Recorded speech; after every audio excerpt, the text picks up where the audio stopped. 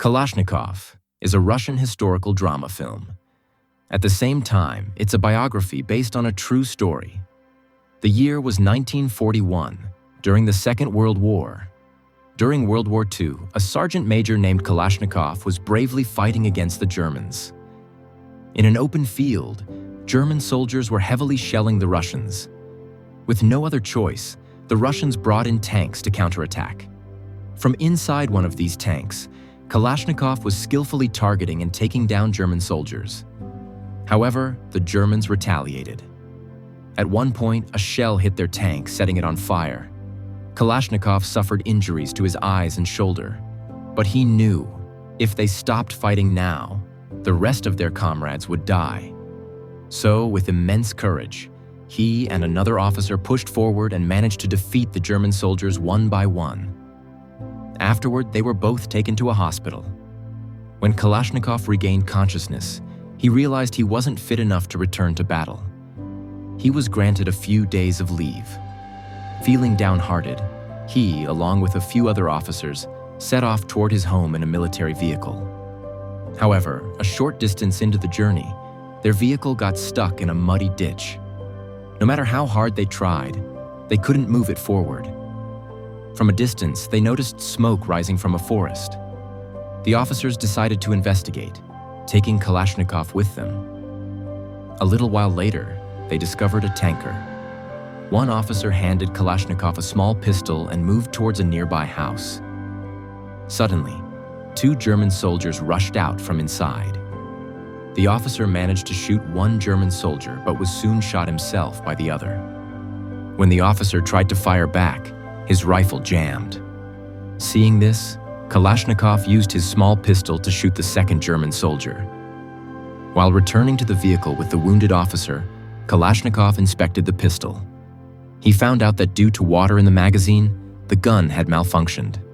Later, they made it back to their vehicle and, along with a few more wounded soldiers, reached a railway station. From there, they were supposed to take a train back home. Kalashnikov boarded the train with the others. During the journey, he met a few more officers and discussed the pistol malfunction. One officer mentioned that if Kalashnikov could design a better model, it would greatly help them.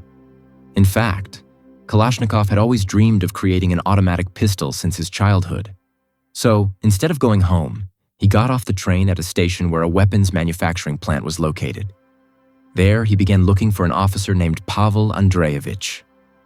Kalashnikov explained to him how the Germans had advanced weapons, and the Russians needed better ones too. However, Andreevich initially refused to help. Later, Kalashnikov heard that a high-ranking lieutenant colonel would be visiting. When the colonel arrived, Kalashnikov ran to him and explained his experience in the army and his desire to create a new weapon. Impressed, the colonel granted him permission. Kalashnikov showed the official letter to Pavel Andreevich, who then assigned him a small workshop to start working. From that moment on, Kalashnikov dedicated himself day and night to designing his special model of an automatic pistol. At the weapons factory, many of the workers began to take notice of Kalashnikov. They admired his determination and came forward one by one to help him build his rifle. He quickly formed bonds with the team, and together they began crafting each part of the weapon with dedication and care. After days of tireless effort, Kalashnikov finally completed his first prototype, a special model of an automatic pistol. Everyone at the factory was filled with excitement. They took the weapon outside for testing. One of the soldiers fired at a barrel and the pistol worked perfectly, smooth, accurate, and powerful. The joy on their faces said it all. But Kalashnikov knew, to make this weapon truly official, it had to be approved by a higher officer. So the next day, he went to a battalion in Almaty, hoping to meet Lieutenant Colonel Bistrov. As he arrived at the heavily guarded facility, a soldier stopped him and asked why he was there. Kalashnikov showed the rifle on his hip and said, "I made this myself. I came to have it tested." But due to security protocols, they immediately arrested him and locked him in a separate room. Soon, another officer arrived and was briefed about the situation. He looked at the rifle and instantly recognized. It wasn't factory-made, but handcrafted. Curious, he decided to test it himself. He took the pistol to the shooting range with another officer. After firing a few rounds, they were stunned. The performance was exceptional. A common soldier creating such a weapon?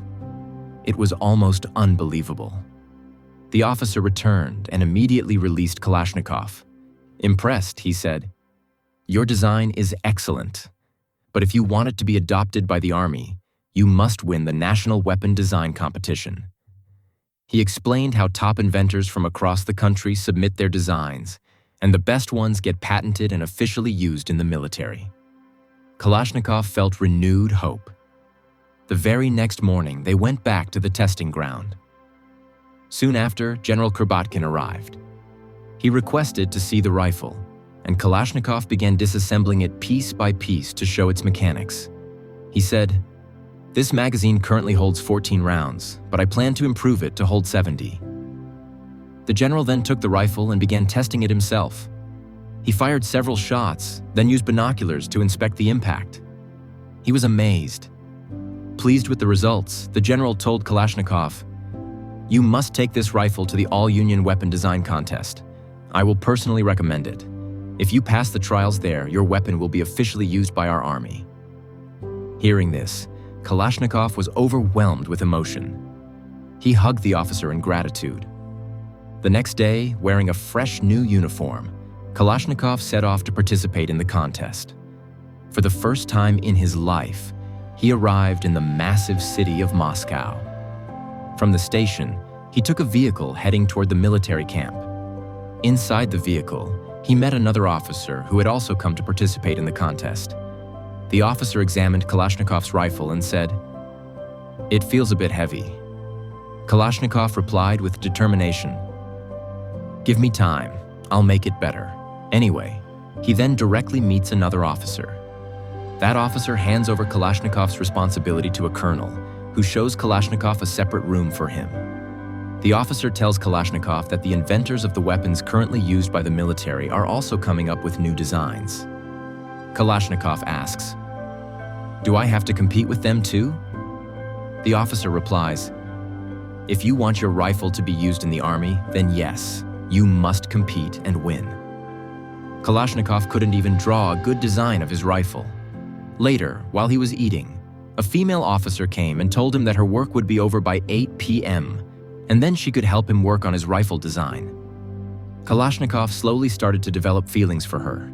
She helped him with the design, and the next day, he brought the gun to the testing ground. But during the test, several issues were found with his gun. Meanwhile, the girl also started to like Kalashnikov a bit. The next day, during another test, more flaws were discovered in his weapon, and as a result, he was disqualified from the competition. However, the officer he first came with ended up winning the competition. That officer then encouraged him, saying, "Don't lose heart. Maybe not today, but someday you will invent something great. Try working on a different design. One day you'll make us all proud." He then went back and met with the colonel, who motivated him and sent him to another officer. This new officer told Kalashnikov that a machine gun competition was coming up soon. If he could design a new model, he could participate and might win. Now he had to go back again, even though it meant leaving behind someone he cared about. With no other option, he returned to Alma-Ata and met another officer. The next morning, he met with the commander general and explained that he had lost the competition. But the general was a kind-hearted man. He said, "So what if you lost this time? You have a lot of talent. If you keep trying, one day you will definitely succeed." Kalashnikov then began working tirelessly on a new pistol model, staying up all night thinking about it. Other officers also started helping him with his design. Within a short time, he managed to build a new machine gun, and after testing it, the results were excellent. A few days later, a new officer came to take Kalashnikov to participate in the machine gun competition. But while traveling by train, Kalashnikov saw that his elder brother Victor was imprisoned in the same train. They continued the journey, passing through forests with his machine gun.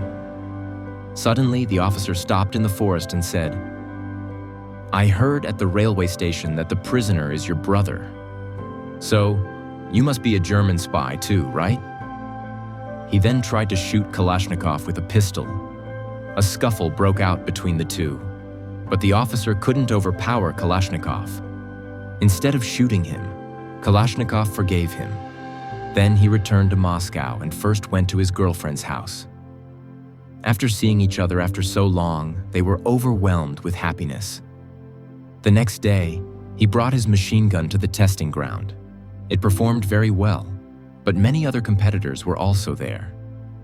The results of the competition would be announced the next day. In the morning, an officer came and said, "Those of you who brought heavy machine guns are disqualified."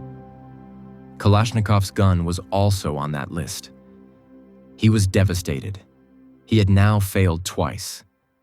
He no longer wanted to work on weapons. He just wanted to return to his old job with tanks. But he was still unwell, so he went to a doctor for a checkup. The doctor said he hadn't recovered fully and couldn't return to duty until he did. He had spent so many years trying to build this rifle. Maybe if he hadn't, he could have had a happier life with his family. He lay alone thinking about all of this. Now he had to leave. The next morning, he met the girl's mother and proposed marriage to her daughter. While they were talking, soldiers outside suddenly began cheering. The Soviet Union, i.e. Russia, had won World War II. The war was over, and maybe there would be no more need for rifles. After staying there for a few days and leaving his wife behind, he returned to Alma-Ata and met with an officer. He asked, "Was all the pain I went through to build this rifle for nothing?" The officer showed him a telegram and said, "Don't be afraid. Just because the war is over doesn't mean we'll stop building weapons. In fact, now you should start working with even more enthusiasm." Hearing this, Kalashnikov began working on a new pistol design. He worked day and night with extreme dedication. Eventually, he successfully built a new type of rifle and brought it back to Moscow.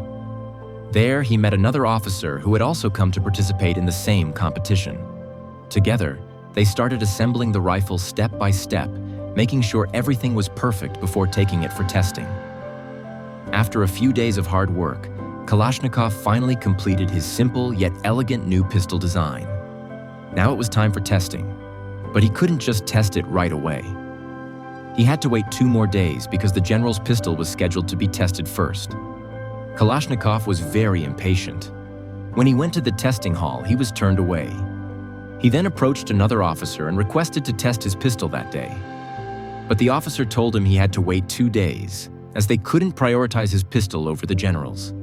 Still unable to tolerate the delay, Kalashnikov went outside the testing ground, filled a barrel with sand, drew a target with chalk, and began test-firing the pistol himself. Shot after shot, he verified that the pistol was working perfectly. However, the sound of gunfire outside alerted some soldiers, and they came and arrested him. Even though he was being taken away, Kalashnikov felt incredibly happy, because his pistol had worked exactly as intended.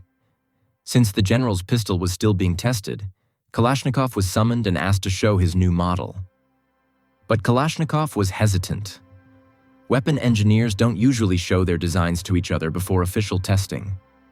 The general reassured him, saying, "Don't worry, I won't steal your design or anything like that." Kalashnikov then showed him the rifle. The general inspected it carefully and said, "I've never seen such a good rifle before. Honestly, my new design doesn't even come close to this." Hearing such praise from a high-ranking weapon engineer made Kalashnikov extremely happy. That day, his pistol was finally tested. Another pistol was tested by submerging it in water, but it failed to fire after that. Then came Kalashnikov's turn. First, his pistol was tested by covering it in dust and dirt. It performed flawlessly. Then it was submerged in water and tested again. Each time, his new rifle worked perfectly.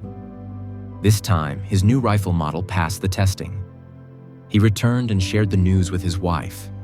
She then told him, I have even more good news for you. You're going to be a father soon. Kalashnikov embraced his wife with love and joy.